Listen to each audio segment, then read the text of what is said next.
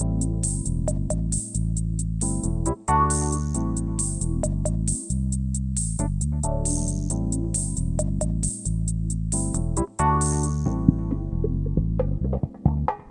listening to the After the Show movie podcast from ascully.com.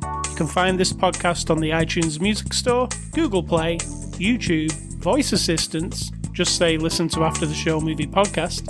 And you can also find us on ascully.com where we post written reviews. With that out of the way, here are your hosts, A Scully and Sid Talk.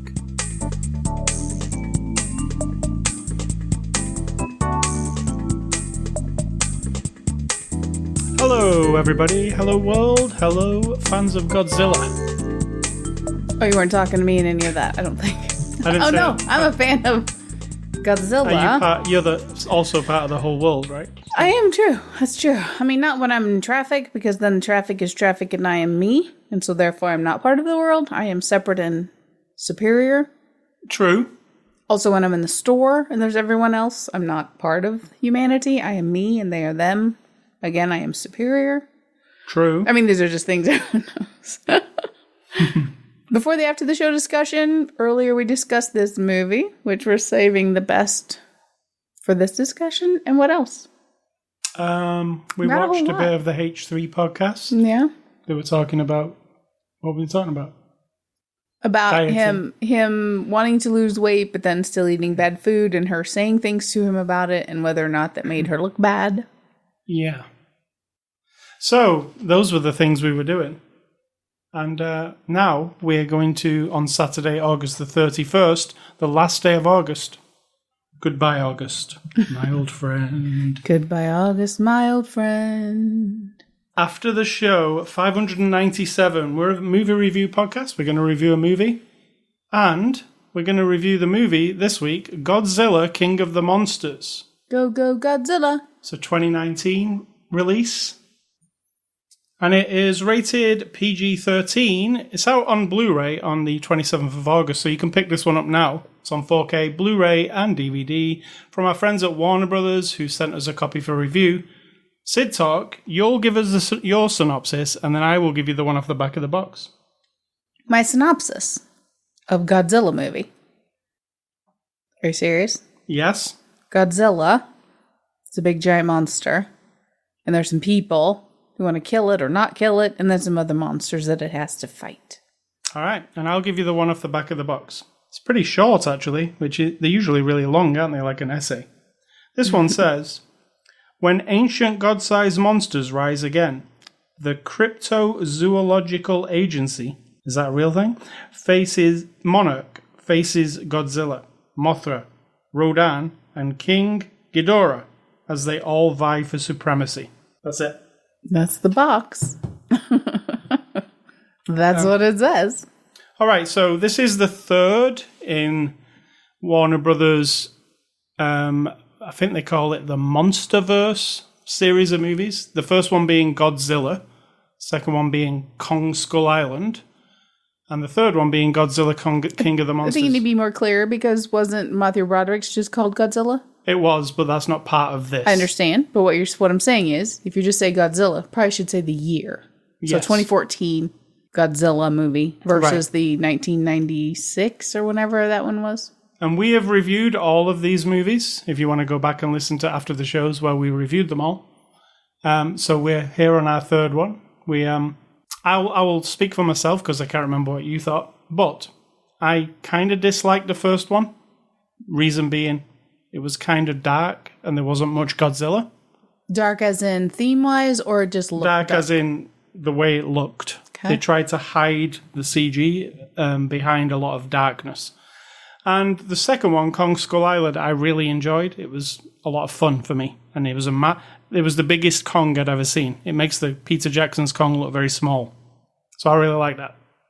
And what were your view on the other two? I don't fully remember. You could go back and listen, I guess. Yeah, I don't fully remember. I don't think I like the size of Godzilla, but I don't think I like the tone or what they're doing with the story. I think none of it's very well written. But then I haven't written my own Godzilla movie, so there you go. Exactly. Kong was fine, but Kong's my favorite. of the big beasts. So I'll watch any Kong movie that you throw at me. Whether it's good or bad, just like zombies. Zombies and Kong. I like them. Yeah, and I'm a real big fan of that Matthew Broderick, Roland Emmerich directed Godzilla. I really like that one. I've watched it numerous times. One of the first DVDs I ever bought, and I ended up just sticking it in over and over and over and over. I mean, liking it doesn't make it good. No, I'm not saying it. It's got that Independence Day kind of, you're really rooting. In fact, they make Godzilla look like really powerful in that one. More powerful than he has been in any of these. Remember that one, it was a she. That's true. A god Sheila? No, it's still a god Sheila. It was still That's Godzilla. Australian Godzilla. Doesn't have to be sexist. It's still Godzilla. Anyway, this Godzilla King of the Monsters that we watched today, really the sequel, like Kong Skull Island's like happens, but this is really the sequel to the first movie because some of the characters from the first movie are in this one. But there again, you wouldn't have had to seen any of it for this to make sense, right? I mean, I'll be honest, I forgot that they were all connected, so I didn't notice anyone was the same at all. Well, Vera. I don't remember her from the first one. There's a few characters in this that are from that one. Oh, the two Japanese characters are both from the first movie. Yeah, I don't remember it. Oh. Yeah. Well, that's not a... Remember, what did we watch last week? What? Is this a quiz? Yeah. Oh, I'm saying, I'm just testing your memory on movies. That's not fair. That is not fair at all. You don't remember though, right? I don't remember. But not remembering what we saw and not remembering the movie are two very different things. It was the hustle. Right. And I didn't like it. And I can tell you all about it, except for a lot of the big parts that were just really dumb and went from my eyeballs out into the ether of my brain where I don't care anymore. I can picture who's in it. And that I didn't like it. And that's it. All right, you couldn't quiz me on the details, and that was last week. So getting on to Godzilla King of the Monsters, I have almost the same reaction to this as I did the first one. Again, it is very dark, not tonally, visually, right? Yeah. There's hardly... Kong Skull Island, why I really liked it was most of the fights with Kong and everything took place right during the daytime with the sun blazing down. You saw everything. In this one, they do that moody darkness. Everybody's in the dark. Sometimes I was like, we're on this ship, not a ship, a plane. It's like a stealth bomber. Why has nobody turned the lights on inside? Why are we all sat in the glue? Yeah. We're all sat in the dark with like tiny little LEDs. The screens all look cool. Yeah. So I'll give them that. Yeah, but I mean, when you look around, you're like, if you wanted to go to the toilet, you wouldn't be able to find the door. It's so dark. It's just weird. You'd like turn the light on your phone like we do at night in the bedroom to be able to see around the edge of the bed so I don't hit my toe. So there's a lot of scenes in this movie that are dark. And dark, we actually turned the brightness up on the Blu-ray player. What did I say? When it was time to pee the first time, we like to take a break and pee, I was like... This is so fucking dark. I seriously couldn't. I can see. I have my eyes are fine for light, right? Yes, I wear reading glasses, but and I was like, I was squinting. I was seriously squinting, and then it made me miserable, and then I didn't give a shit. And half an hour in, I was just like, fuck, I can't see any of this shit, and I don't understand why, because it was clear that the modeling and the CGI all had. It wasn't like bad or blurry or anything. It was just dark. And I said to you, is the bulb in the thing going off? We have a projector. And you're like, no. So you turned it up a couple notches. And that did help considerably. But you could tell that it was supposed to be dark, which is silly. I don't even know if it's supposed to be. I think that the people who made this, and if we'll get into my opinion of the thing overall. Well, remember that. They weren't there. There's something wrong with some whole entire groups of creative people doing this shit. When they sit there and look at it and it's fine, what are they looking at it on? What are they watching it on? What are they editing it on? And then do they sit and watch a finished version of it? Well, we can stem it back to that episode of Game of Thrones that 90% of the audience complained it was too dark. And then the director said, no, it's fine. He believed it was fine, yeah. Yeah, why had 90% of people on everybody's got a different display and a different player and all that, but they're all saying it's dark. Yeah, it wasn't like everyone watching it on a Sony TV right. or everyone watching it on their laptop. It was like everyone. And it's not just that it's dark and it's kind of like, oh, it's dark. It is literally completely sucked my motivation for even paying attention to the movie. And I'm not exaggerating. I was just like over it. It was obvious. It was almost like a choice. Oh, it was a choice. I had to confirm with you that it wasn't our projector. When you turned it up, I could see there were some areas where, because we cranked it up a little, there were some blowouts. So it was obvious. It completely, and I don't give a shit. I could sit right in front of the person face to face who says it was a creative choice and rip down every possible artistic reason they could give, except for the one most important one is that they're up their own ass. This whole movie has such a it's all about us theme. To me, whoever made it, it was not a fun movie for me. Now, I had some fun with this movie, I have to say. There was some, yes, it is dark. Yes, that is a choice that they made. And like you say, is it to hide bad CG or is it just to give it an atmosphere of gloom? Whatever it is, if you can't see it. Yeah, because I don't think they were hiding the technical stuff because when it did, cool. Yeah, there were lots of sharp edges, lots of really good textures. If you gave them half a second with a little bit of light on it. So I think they did their CGI people a great disservice, whoever decided to color grade this movie. And I feel this was also done on the 2000 and what was it? 2014. 2014's Godzilla. The complaint we had about it was too dark. So whoever did that grading probably did this one too. And yeah, that's but you don't know that. But it felt like they were trying to keep them in line with each other, so they stylistically were the same. But that's least of the problem I had with the movie, and I did enjoy some of it. But the problem for me was, and I said to you, every time a human is on the screen, it ruins it for me. So I was playing around in my mind of a Godzilla movie that doesn't feature any humans. Like, humans are extinct and the monsters rule the earth. And I was thinking... Now, in your movie, do we have creatures walking through areas where we see, like, the top of the Empire State Building toppled over and stuff like that? So we're like, oh, shit, this is Earth. They've killed us all. And now they're in charge. Like, so that kind of vibe? Yeah, so I was playing with that in my mind. And I was like, well, Hollywood won't go for that because they have to have stars in it. And you can't sell the movie when you can't put Tom Cruise's face or whoever on the cover.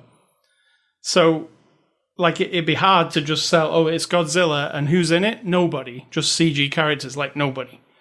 So it probably wouldn't get done, but I feel every time in this movie a human appears, I'm bored of the humans. The humans in this movie they're always telling you the plot. They're not telling each other the plot. They're telling you. They're trying to explain things to the audience all the time. And sometimes, they come up with things out of midair. Like, they'll be talking, and then some guy gets on the phone and says, "Oh yeah, we've made this bomb that sucks all the oxygen out of the air." Like, oh, okay. And guess what? We've actually already sent it. It's coming, and you're probably gonna, it'll probably go off in a few minutes. And it's like, there's no build up to that. It's just like, hey, we've got this thing. Here it is. We all know what that is. That is when writers are writing, and they're not writing to write a good story. They're writing to make a spectacle. And so they say, oh, we've got this going on. How do we resolve this fight in 30 seconds so we can move on to the next beat? Right. And everything comes out of nowhere in this movie. And then it's like, oh, what can we do? What can we do? Well, I believe that Walter, which is not his name in the movie, Walter, from Bryan Cranston. Yes.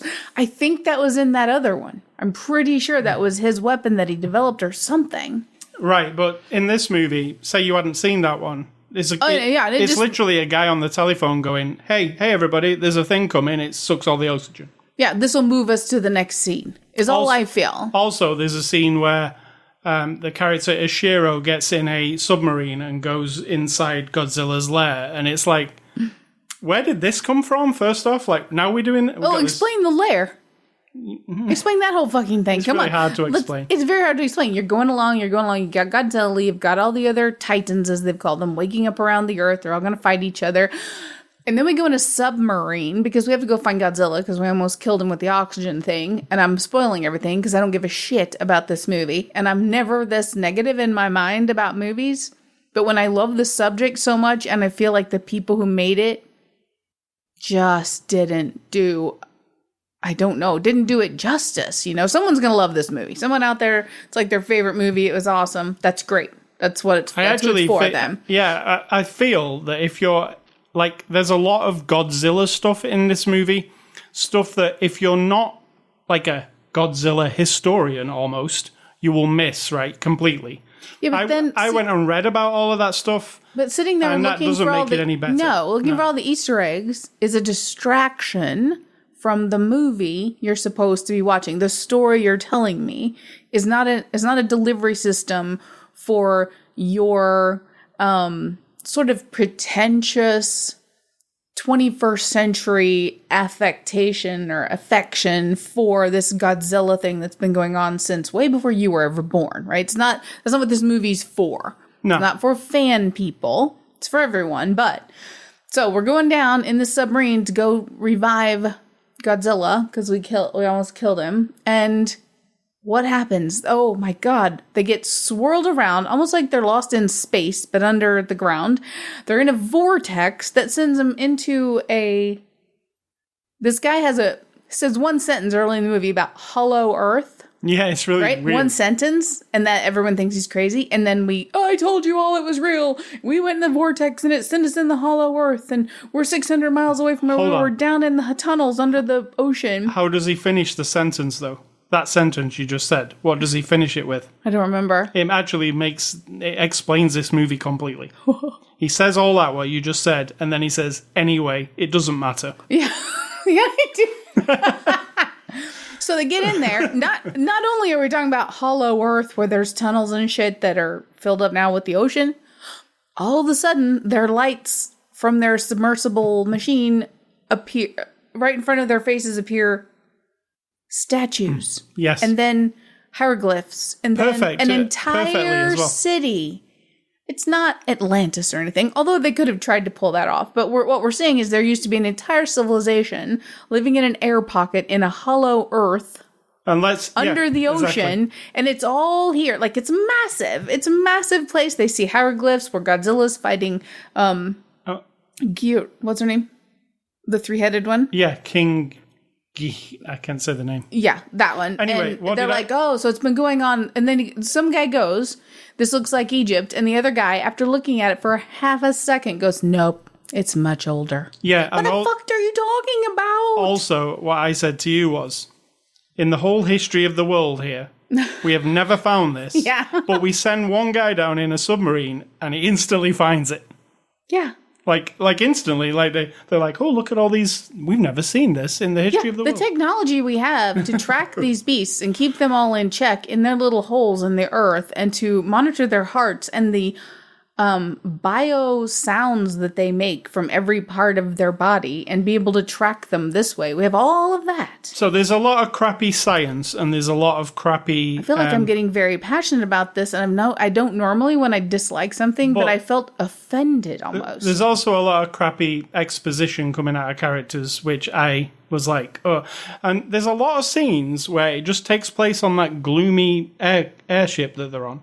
Yeah. And they're just talking. It's almost like an episode of Star Trek where... Hey. I'm not saying that's bad. I'm saying it's like we're in this static set where they're just all in there. You know, it's like a TV show. It's just like this guy's saying something, this guy's saying something. True. It's just like, oh. And there's 5 minutes of them pretty much explaining to you what the next 5 minutes will be. And then it cuts to Godzilla doing something.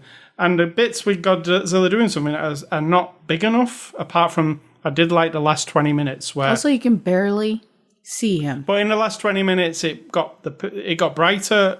Little bit. There was a good battle between, all of the monsters. I really enjoyed that part once the humans had got out of the bloody way. Because the humans, if you noticed in the last 20 minutes or so, the humans were kind of relegated. The humans are dead. Yeah, well, I mean, they weren't dead, but they were not in the plot as much. We were just looking at the monsters fight, and it was a cool spectacle. I liked that part. That's what I did like about it. But any of the characters, including characters from the first movie, who at this point, if it was written, caringly, you would have cared about them.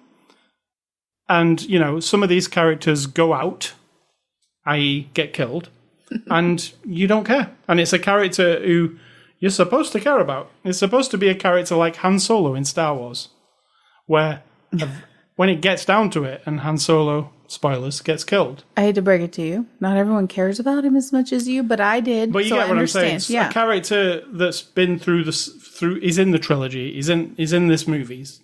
And at this point, he's going to die, and you're just like, okay, can we get on to watching a monster fight another one? So there's no... Yeah, here, let me list for you what makes me... There is an intangible group of things that can make me like or be totally in love with the movie. And I can't explain them. They're intangible. It's a combination. It's a mystery. It's like magic, right? So I don't know what those are. But then there are things that are very, very, very, very clear to me that if it's failing, I have a hard time pulling it back. And this story... minus the idea of the Titans, which I love, absolutely love the idea of these gigantic creatures. And we've watched the old Godzilla movies. Yeah, we've watched the old ones from the 50s and 60s. And we enjoyed them. So I love all that. But this story, first of all, of this family that I couldn't give a shit about and all the drama. Unfortunately, they had a son that was lost when the first Godzilla came around. That's very awful. That's very sad. But that's the entire emotional hook of the movie. That the mother is distraught, and so she makes all these decisions. The father has gone off. The daughter has had to suffer.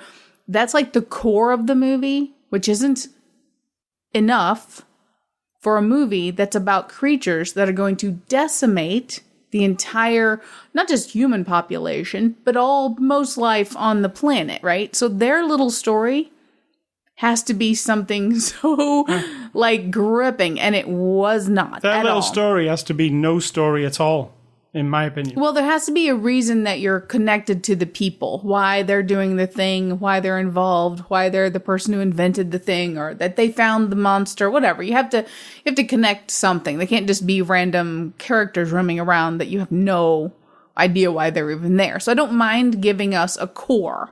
And then giving us the two-dimensional people around that group of people. That's just how it works. You get the core people that you get the big, scientists, deep emotional. Yeah, and then you get the people around them with all of their little attributes and whatnot. I don't mind that if it's done well. It was not. Number 2 is, so that's characters. If I don't care about your characters, it's very difficult. Extremely difficult unless I'm so in love with the special effects and the look and the vibe. And I wasn't. Number 2 is performances. Now, I love, what's her face? Vera Farmiga. Yes, I love her. I've loved her since the first time we saw her. I think it was The American. Yeah, she was in that, yeah. Was it The American or... No, it wasn't The American. It was where he got on the plane all the time, flying around. That one. She was in that, and I just loved her. I have loved almost everything she's ever done. I think she's intense. Up in the Sky. Up in the Sky, yes. Up in the air. And this, I was like, what are you doing? I mean, she's putting her emotions into it, but it's very similar to the other movie we saw where I was like, she's just doing a thing in this movie too. What was it? Where she was on the train? That was, the train one with the Liam commuter. Neeson. Yeah. The commuter. With Liam Neeson. Where it's pretty much a lot of the same level of emotion. She was, she had a mission and a reason and all that. And everyone else, including Eleven, including the guy from Game Night. Wasn't he in Game Night? He was the brother in Game Night, wasn't he? Yeah. Yeah. He was I was like, what is going on? And I'm not particularly snotty about acting because, like I said, I love really bad movies and I love really bad zombie movies and really bad TV shows a lot of the time. I'll sit and watch old, Charlie's Angels episodes and they're not great, but I still love them. But this was I don't even understand. And number 3 of a solid thing that really gets to me is editing. And when a movie, in one scene where they're discussing what you talk about, this constant exposition. Yeah. There's 3 people in this one scene, and it lasted about 12 minutes altogether. And it's in that dark, gloomy room. Yes, and it was like, cut, cut, cut, cut, cut. Oh, spin cut, as well. Cut, spin, cut, spin, cut, spin. Cut. This wasn't spinning. This was cut to him, cut to him, cut to her, cut to her, cut to him, cut to him. And it was really fast and like... And then there were shots where it would like... The camera would pan out to a thing, like a cloud. And then you're like, oh, something's coming. And then it would cut... And then it would be like back to a person completely out of that area. Completely. The editing was like I'll give you one example of that. Confusing. I'll give you an example of it. And it really hit. I really was like, oh, wow. So Kyle Chandler, who plays Mark in this movie, the dad. He's stood outside on the aircraft carrier. And he's looking up into the air. And Mothra is about to reveal itself. And there's the gold light. There's the gold light coming through the clouds, and he's looking up, and he's getting wet from all the spray in the sea. He's looking up, and then it cuts really weirdly, and he's stood inside, yes. and he's looking at it on a screen. Yes, and they're all looking at it on a screen, and they say something, and he's got dry hair. You know what I felt like? I felt like this. Okay, I used to work for a lady who I love very much, and sadly she died a couple years ago, but she owned a little tiny grocery store in the town where I'm from, and I worked at her grocery store in my early 20s, and she rented out videotapes, right? I know what you're going to say. And she was very frugal. She did not like replacing those tapes, and so if somebody messed up one, like crinkled a part of it or it would go fuzzy or something and somebody complained, she had a machine in her office at her desk where we were supposed to cut out the bad part and splice it together and then just leave it. And that's it. When you rented that movie, you might be missing 5 minutes. So let's say if you rented Basic Instinct, the crossing the leg scene might have gone. Yeah, and then for 20 years you're like, right. What's everybody what's the big deal? And that's what it felt like. And these are things that are, again, if you do weird editing, combined with awesome story and awesome performances and a great vibe, then the editing doesn't smack you in the face. If you have great performances, but weird, not a great story, but a great music or whatever else, then everything else doesn't smack you in the face with it. This was like we stopped to go to the bathroom at that one point. It was 45 minutes left. I'm like, in my mind, I'm like, oh my God. I was ready to give up. And that is not me at all. I'm a movie, I'll stick my heels in. I really just wanted to see what was going to happen with all the monsters. And luckily, for the last 20 minutes, that's what you get. Yeah. Which I enjoyed. Yeah, I felt more, except for that they kept covering them up with weird smog and shit, and I felt like they could have looked so awesome. Yeah, you know the scene when Millie Bobby Brown stood on top of the roof of the stadium, and she's like, "It's all right. It looks good," and the flags are blowing, and then you see the flags blow the other way, and then you see the monsters starting. You know, the idea that the monsters are coming, and I'm like, "Oh no, the monsters are bringing the bad weather with them, so now we're not going to be able to see them," because it was fine until they started to come. Yep. It looked good, that stadium. It was all lit, and it looked nice. And it was all covered And then up. they all came, and it was dark again. I was like, oh, they bring the dark with them, so we can't see them. I don't get it. And I don't want to be, I hate listening to people be like, ew, like super nerdy and like knock things without having a solution. There's a ton of bad editing, though. All I can say is, the people who love this, that's awesome. This movie can also be put into as I was watching, I was like, there's different tropes for movies, and for disaster movies, this one has the trope scene where Kyle Chandler, the dad, is photographing wildlife in a field because that's his job. He photographs, and he's just minding his own business, and then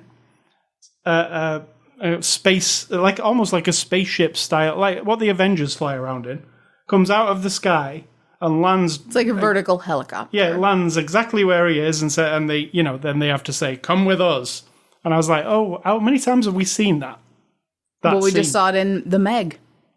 We did. Helicopter landed, find him in a bar, all bombed up. We saw it in Arrival, I can remember. Like, she's in a house, and then the thing lands and then takes her off. And didn't someone have to go get John McClane at some point? I don't remember.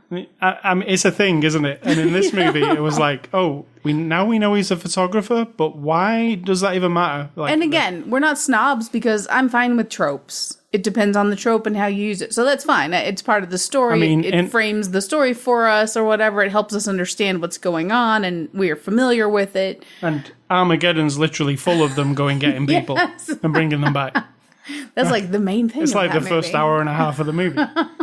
But I love that movie. You know, it's weird. But anyway, this movie's full, like you say, there is a load of bad cuts. There's really bad. There's a load of... But as far as when it does get down to monsters fighting towards the end, I did enjoy that. The last 20 minutes for me, I was like, oh, I really quite like this.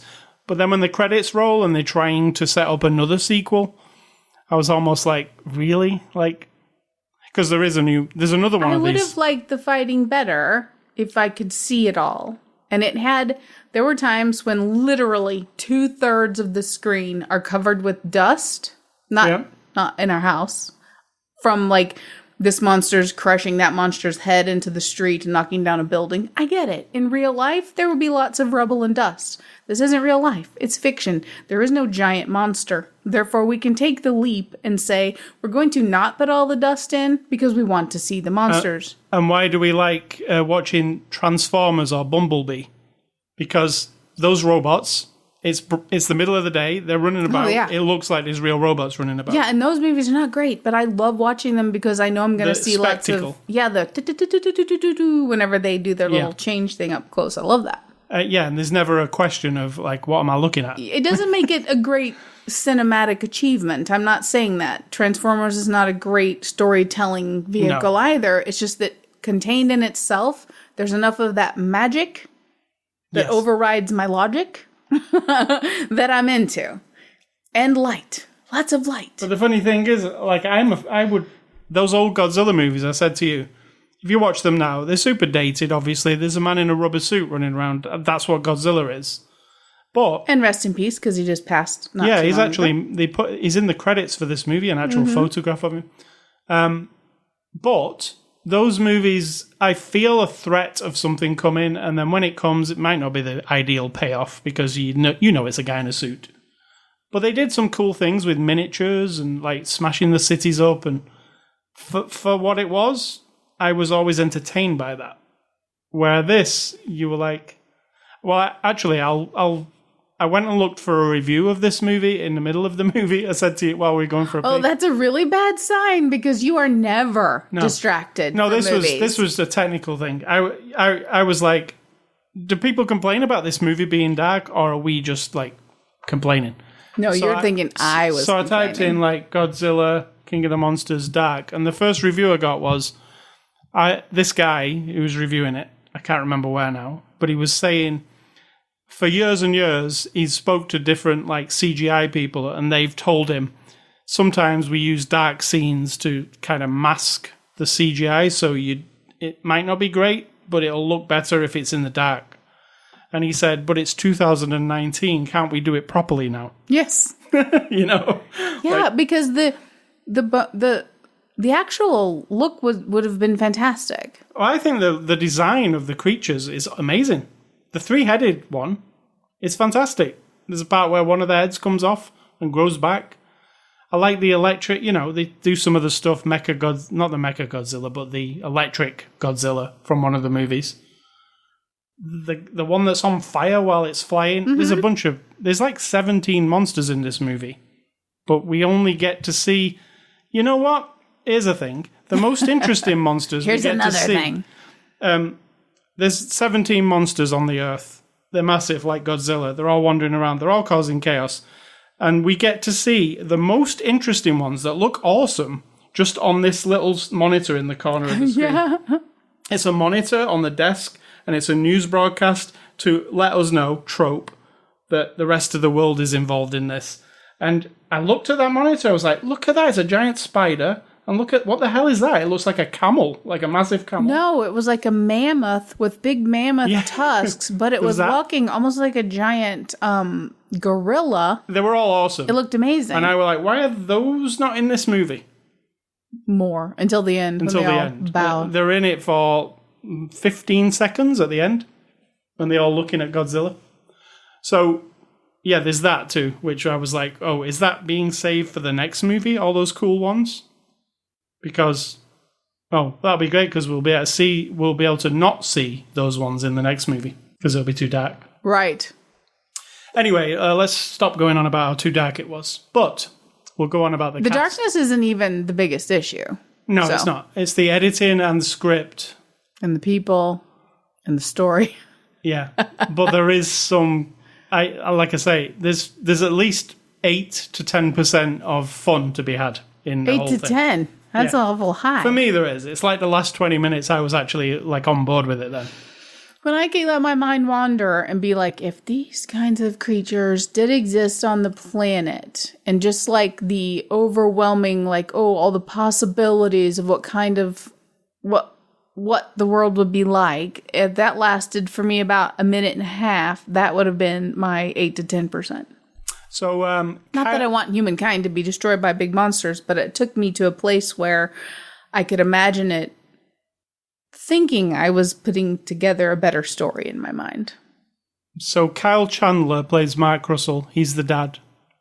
He does a lot of like looking and a lot of sadness. Looking at the green screen, I guess.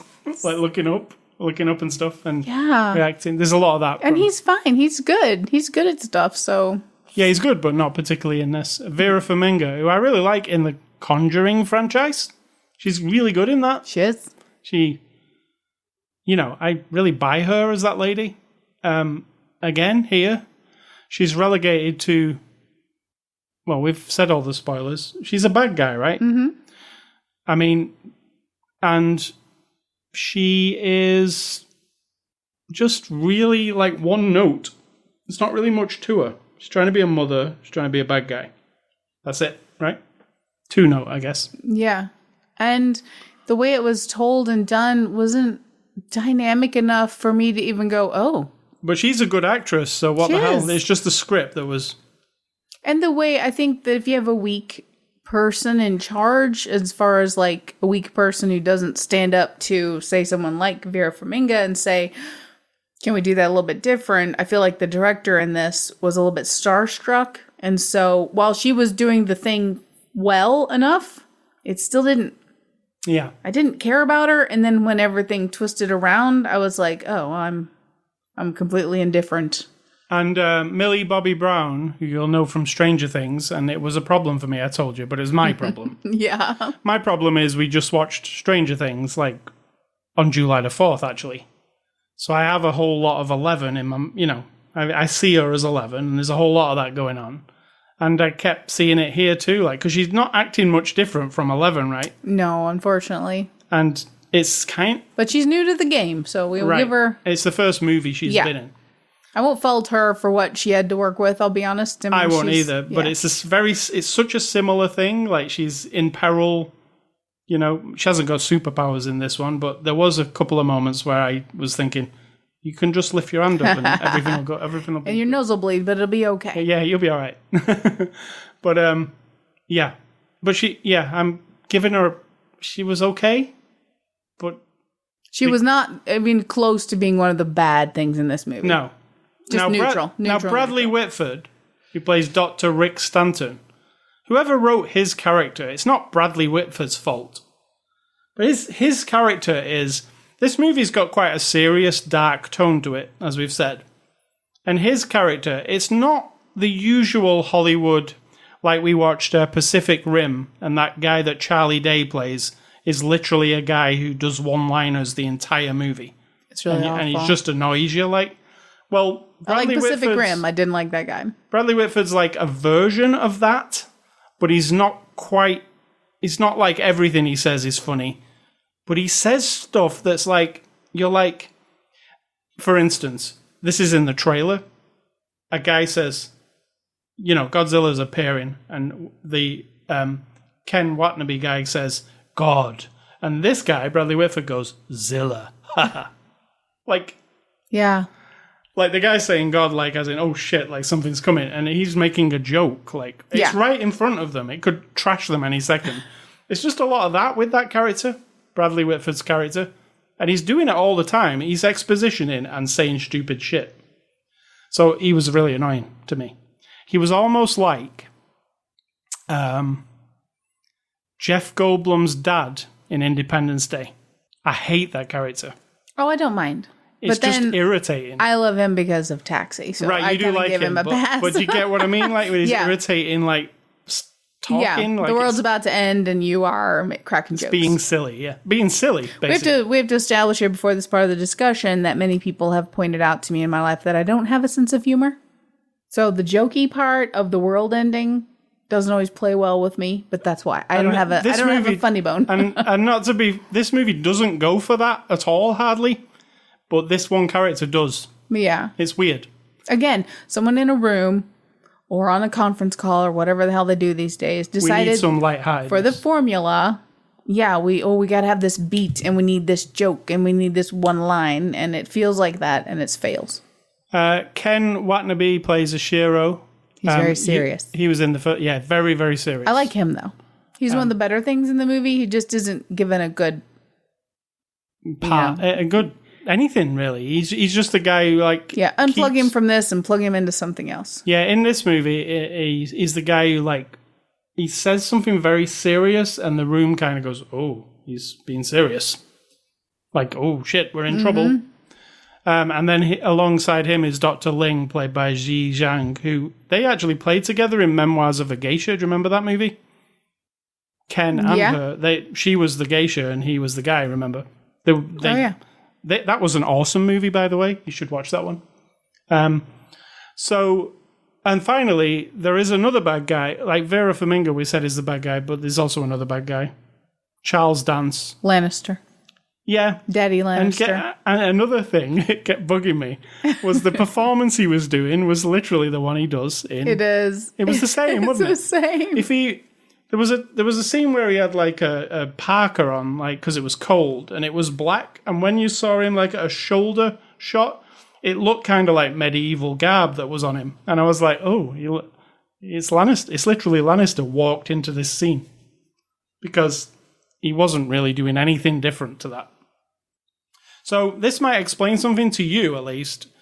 This was directed by Michael Dougherty, and he directed Trick or Treat. Okay. Which you didn't like, did you? No. And he also directed a horror movie called Krampus, which was like, we didn't see it, but it was about Father Christmas if it was a horror movie. Comes down your chimney and murders you all. Well, there's actually a Krampus that was on like American Dad. So right. I think that's one of those weird side stories. Yeah, well, Krampus is the actual, it's like a Norwegian folktale or something, yeah. Anyway, we've seen Trick or Treat. A lot of people absolutely, they live to watch that movie, but we weren't fans, really.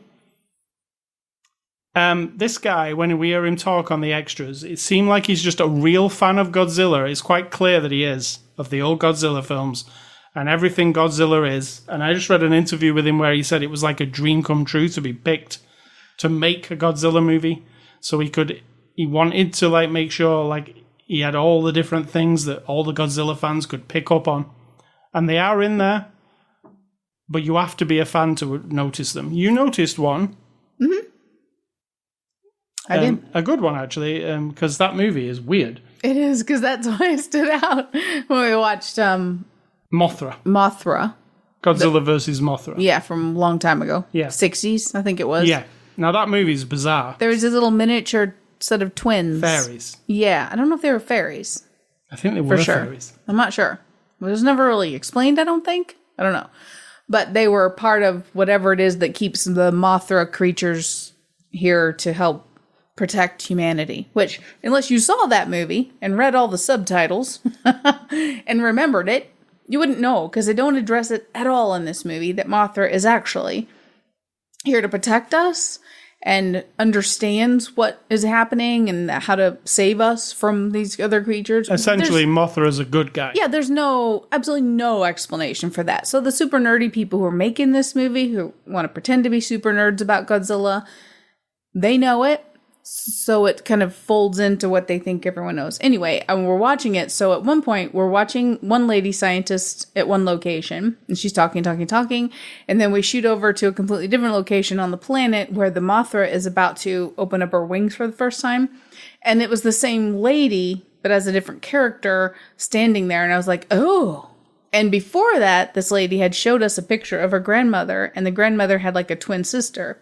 And said that my grandmother was part of our original program or whatever. And I was like, oh, that's the twins. Yeah. So there's links like that. And there's way more than that. There's Yeah, but if you have to be thinking of that. Yeah, I mean, if you're fun. If you're a general audience member, you wouldn't even know. Yeah, folding that into the story would have been way more interesting to make them actually part of that story. It would have been so good. But they never do anything like that. So, moving on to, as in directing as well, as we said, also editing. It's edited really weirdly. He also said, I was just reading with this director, that there's a 3-hour version of this movie that they had to cut because audiences didn't like it. No comment. He said, and he seems to think that one's better than this one, but he loves this one as well, so I don't know. Extras on here, there are a lot, actually.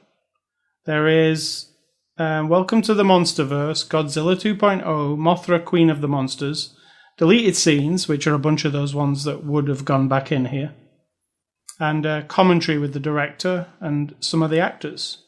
So there is a lot on there to look at if you are interested in how this movie was made. I want to say that... Are you looking forward to the next one? Do you think maybe they will turn it around and it'll be better? No? No. I'm not an optimist, so you know better than to ask me that. I'm going to say it's either going to be neutral or equal. Yeah, I'm hoping. I don't think there's any digging out of this hole. See, and I would totally go and watch Kong Skull Island again. I like that one that much, so it's weird. It's a weird trilogy. I would like to skip them all. There's the next year's film, 2020, is Godzilla versus King Kong. Mm-hmm. So they were... Yeah, don't get my King Kong all mixed up in your shit again. Yeah. I like my King Kong from 1976. And, this movie, it literally it shows you some stuff at the end that is, oh, look, its next one is Godzilla versus King Kong.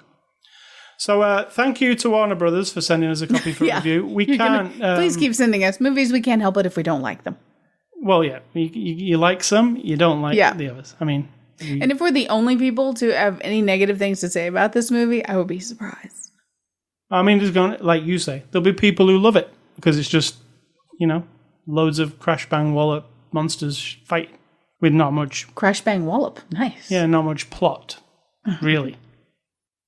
Or plot that's sprung on you in like a split second and you go, oh, wait, that's what we're doing? Oh, it's over. Complete underground parts of the earth that never been discovered. And then, of course, one of the creatures, let's not forget this part. See, we forgot it because they just threw it out there like a one-liner. It's actually an alien. Oh, yeah, there's that It's from another fucking planet. Which is like an amazing revelation that gets 30 seconds of screen time, maybe? Yeah, and the only thing that they came up with it was they saw some ancient hieroglyphics, and the woman says, oh, it's been told in ancient civilizations that this monster came from the stars. Maybe so it doesn't even belong here. Maybe this is actually a sequel to Prometheus?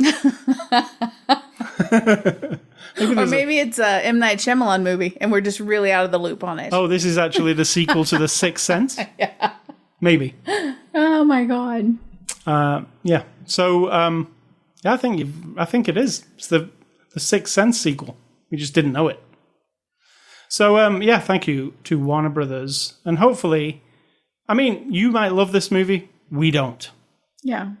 So next week, we're looking at a movie called John Wick 3. I really enjoyed both of the John Wick movies. So, you like the John Wick movies. Again, people could be like, that you're just a freaking idiot for liking John Wick because it's violent and dumb. That's fair. That is a fair statement. And the magic is there, and I don't know how to explain it. And John Wick, it literally knows what it is and plays to that. I also like the transporter. Can't explain that one either. Well, really like that one. The transport is very similar, isn't it? It is. To John Wick. Maybe less killing. And Bourne. I love Jason Bourne movies. Yeah. Bond. I'm about 85% at liking. 85% of them like high quality, not quality, but high on the scale of that type of movie. They're always fun, Bond movies. Not always. Not the hey and that one was horrible. Even just when I like all of the Bond movies, some are worse than others, but come on, Live or Let Die. Yeah, but still I can appreciate or Live and Let Die, I guess. Like it's literally like an episode of The Dukes of Hazzard. It's weird. It's awful. Yeah. And they make but I'll still watch it. Stuff. Oh my god, it's awful. I'll still watch it though. So yeah, John Wick 3 next week. IMDb reviews. So what is this? This is when you go out and find. Well, I'm not sure. It's gonna be hard to not find 1-star reviews. I'm just being biased. You're looking for 1-star reviews on IMDb, and then you're gonna read what the people have to say. Or are you looking for 10 stars this time, or 5, or whatever? I'll just do 1 star again. Okay. Well, it's gonna sound a lot like my bitching. So. All right. First one. My eyes are hurting after watching this movie. That's how I felt. He says, this movie has terrible writing, with characters having ridiculous motivations to do certain things. Then, there's the continuous shower of blinding lights, blur, and dark action scenes and shaky cam that was a pain to my eyes. See, you say that with a weird accent, but I'm on board with this one. Isn't it funny how our confirmation bias makes us less critical when somebody writes what we agree with? This guy says, I'm in cinema right now. I'm reading as it is wrote. I'm in cinema right now and about to leave as this film is so bad. A combination of all stereotypes and nonsense. It's ridiculous. I'm sad to see Eleven and Lannister Dad in such a failure. Yeah.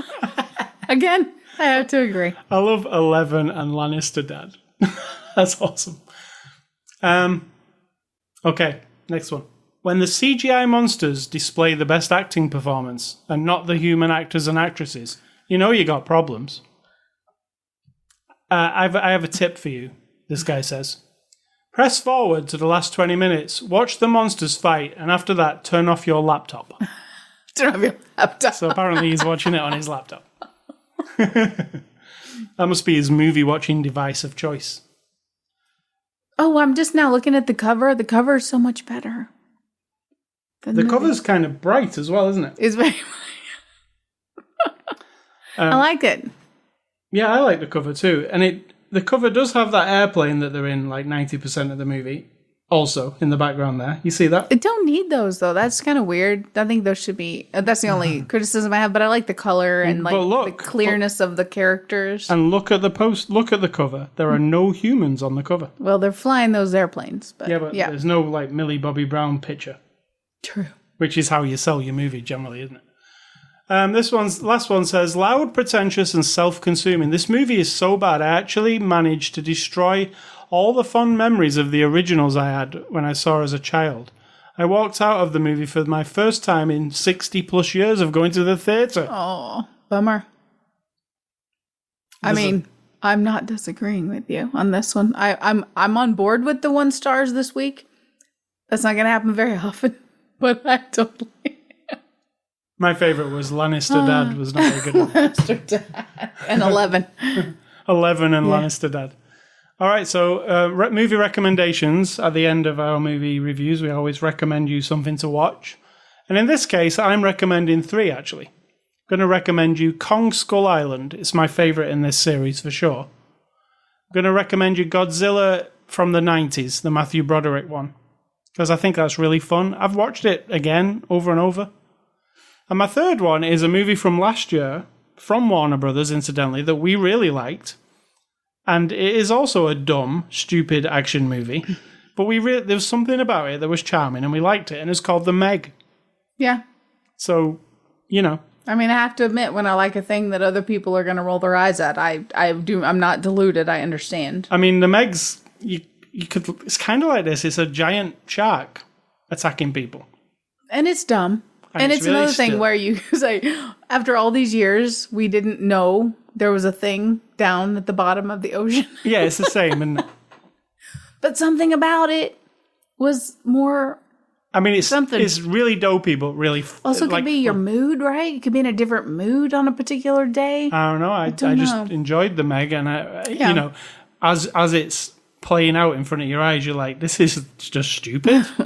But I'm in. What the hell? I want to see what happens. Yeah. Are you done? Yeah, well, it's the kind of... I'm going to say it's the kind of feeling you won't, because you're not as big a fan as I am. But I love the Fast and the Furious movies. But as I'm watching them, I'm like... This is the dopiest, stupid thing I've ever seen. But there's a car jumping from one skyscraper to another. What the? Like, I'm into it. That's how it feels to me. Yeah, I can't defend that one. But what I can defend and recommend is to watch the original Godzilla from 1954. Yes, you're going to have to read some subtitles, but it really doesn't matter. Yeah, actually, there's a dub as well.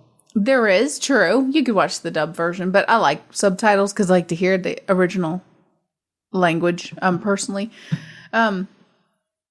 Because it's the start of these movies, and if you watch it, it does set, just like the original King Kong, not the original, I guess, because it was like, it was even lower on the, like, technical end of things. Oh, yes. It was 3D, it was, stop frame animation and everything, but this sets the tone for what you're going for. Big monster, humans try to destroy it. Now, back in the day, Godzilla was not a friend to anyone. It was just a big monster that we all needed to defeat. But all the tropes are there where the people are running down the street, or it shows people with their hands up, looking up at the sky going, you know, and then you're supposed to believe then that they're about to get squished, and then the miniatures are cool and everything. So I recommend watching that. Yes, kids, it's in black and white. Suck it up. And then another one is because I like stories of doom and gloom. I also like good, fun things, but I particularly that's why I like zombie movies, because I feel like nobody really writes it where it wraps up and it gets resolved. It's just a never-ending humanity is doomed kind of a situation, and it's more about how you survive through that. So one of my favorite Doctor Who episodes was 2005 called The End of the World. And it's 5 billion years in the future, I believe. Yeah, I remember that. When they, Doctor Who takes her, and if you don't know who Doctor Who is... That would be Rose, wouldn't it? It was Rose. Yeah. Takes her to this, space station kind of a place where all these really rich different aliens from all over the universe get to pay a lot of money to witness the Earth at its final stages when the sun is expanding, which is what, scientists predict. Who knows? We're not going to be here when you and I won't be here when that happens, but... Speak for yourself. It's that. It's supposed to be like a big spectacle. People have already moved off the planet. They're already living in other places, but this is like a sport. People watch planets get gobbled up by their sun, and it's just sort of an interesting take on it, and it's really fun. You get to see potentially what happens to Captain Jack, maybe, possibly. Yeah. It's like a high concept, low budget affair. Always with Doctor Who. And then I've got a third one also, and I'm going to say King Kong, 1976. Yeah, you love that one. Jessica Lange. I do. It's one of those movies that I saw probably when I wasn't supposed to be up extra late, and it would have been on the late movie, which would have been like, you would have had Saturday Night Live and then a movie, like that late at night, or after Tom Schneider on a weeknight, or on a Friday probably, if I was staying up extra late and watched, I watched Johnny Carson, Tom Snyder. And then they would have like a farm report after midnight, and then there would be like a movie. And it was probably one of those. And I probably sat so close to our little, I would say 19-inch console TV sitting on the floor, because that's how they used to be, kids. Over in the corner, the TV set. It was the size of your laptop screen would be now probably. Probably smaller. You could barely hear it, but I would sit right in front of it so that it filled my whole frame of view or whatever. And that's probably how I saw it. So I have an endearing sort of thing about it. All right. So, Scully stuff. I've been playing a game called Control this week. It's by Remedy, the people who made Alan Wake and Max Payne, if you remember those games. Max Payne. And this is a game, it's quite interesting. I'm really into it. It's there's this building in the US, and it's like the Agency of Control. So it's like an FBI government-run building that everything paranormal is dealt with in it via the government. And something's happened in the building, which might or might not be to do with like different dimensions and oddities of space and time. Think X-Files or, that sort of stuff. But it's happening in this building. And you're going in there to, first off, try and find your brother who worked in there.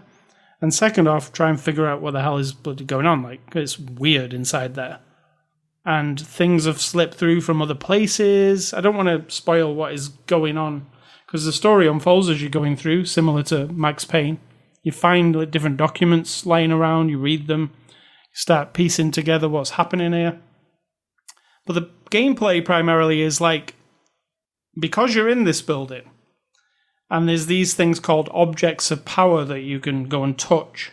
When you touch them, it gives you different powers, like, so she gets the power of telekinesis, and she also gets this like special gun that is kind of alive. It's not like a gun that we would think of. It's like it reloads itself. It can turn into different types of guns just by thinking about it. So she's got this crazy gun, and she can do telekinesis. And the enemies, as you go through the different rooms in the building, which is layered, it's like you're climbing up to the top of a skyscraper, but each floor can be something completely different. Like, because it's paranormal, one floor might look like an office building, the next floor might look like a forest, the next floor might look like a department store. So they can play around with like all the different, level design type things, because everything's not as it seems. There's a bit of Twin Peaks in there, I've noticed. There's a bit of X-Files. I've never really seen a game like it. Paranormal shooter. And the other game I've been playing, because it's kind of game season about to start, is Blair Witch. You saw a bit of Blair Witch today, right? Are you a fan of the Blair Witch? I liked Blair Witch when I first saw it. I think now, for some reason, it would make me sick, because I have a weird thing now about watching video that's all shaky. Maybe just because I'm a snob and I think it's really boring, but I liked it at the time. Well, this is a game based on the Blair Witch, and it is, you might think, why a game based on the Blair Witch now? Like, I mean, we did watch a Blair Witch movie. Why make Godzilla now? We watched a Blair Witch movie 2 years ago and reviewed it. I think it might have been last year, from Lionsgate. So they have been now who's got the weird memory? They have been messing with the Blair Witch franchise. But this game, it plays out like... There's a game called Firewatch, if you're a gamer and you remember a game called Firewatch. It's like a narrative. You're basically, in this Blair Witch game, you're a guy at the beginning, a cop, and all the other cops have gone into these woods to search for this child that's missing. And you're a little bit late to the thing, and you're on the radio, and they're already searching the woods, and you're trying to catch up with them. And you've got your dog. You bring your police dog with you, and you're going through the woods. And I've played a bit so far, and I've found like the little boy's cap, and then you can give the cap to the dog, and the dog will get the scent from it, and then take you in a direction. And I'm going through the woods, and it's really spooky. and at times you've only got your flashlight, and it's really dark. And those things, what do you call those things from the Blair Witch? Those weird... Don't know. You know what I'm saying? Yeah, weird. That's why I call my Blair Witch trellis. I got my beans growing up, but it's about 8 feet high, but it looks like a Blair Witch token or something. Yeah, like twigs that are all put together in like a... shape of like a person, but kind of creepy. Sometimes those are, you might see one of those and give them a tree and it starts to creep you out, but I don't know what it is actually yet, because I haven't fought an enemy, or I'm just going through these woods, and it's kind of scary. I think it'd be an amazing game to play late at night with headphones on in the dark, because the sound design is really cool. You can hear the dog running off. The interesting thing is the Blair Witch game, it's if you've got the Xbox Game Pass, which is that thing that costs $5 a month, where you get 100 games to download as long as you keep subscribing. it's a brand new game, and it's actually part of that Game Pass. So if you do subscribe to that, you will already have this game and maybe not know about it. Just check your Xbox and you'll see.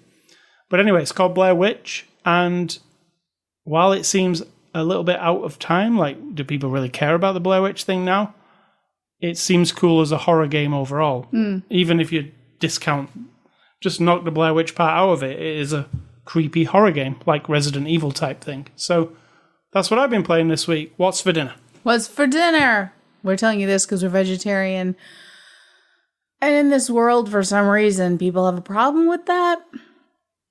I don't know why. So it's fun to tell people, like, first of all, I am very round and well endowed. I am overweight. I'm not starving to death after 10 years of being vegetarian. We're not animal rights activists. We're not out there pounding the pavement telling you not to eat meat. I couldn't give a shit if you eat your own leg. This is how I feel. I don't care what you eat. I don't know why people care what we eat. And it is a sore subject because it's like every week you either get a comment or we see things in media like about, especially like with the Impossible Burger coming around and people are like knocking it and trying to pick it apart and find out, and like, oh sure, put all the beef people out of business, just like, what are you talking about? Or, saying they are hippy dippy, or do you think animals should have rights too in the Constitution? It's like, how did you make the fucking leap from me not wanting to eat a dead cow because my own choices, like that's all it is, to me thinking the cow should be listed in the Constitution with rights? Like, how are you? I can't even imagine the level of idiocracy in the world, but that's one good example of it. So I'll tell you what we eat, because we eat very well. I am learning to grow some of our own food. Not a lot, but this year I've done quite good. I've kept us in a full supply of tomatoes all summer. Yeah, we have fresh tomatoes all the time. Yes, so we will be having tomatoes. And I've been growing some of these they're called long beans or yard long beans or Asian beans. You can look them up. They're just like a big long green bean. And we had some the other night. They were really good. And you even liked it because they're not squeaky and they're not stringy. I'm not a fan of green beans generally. Right, but these, I just cooked them.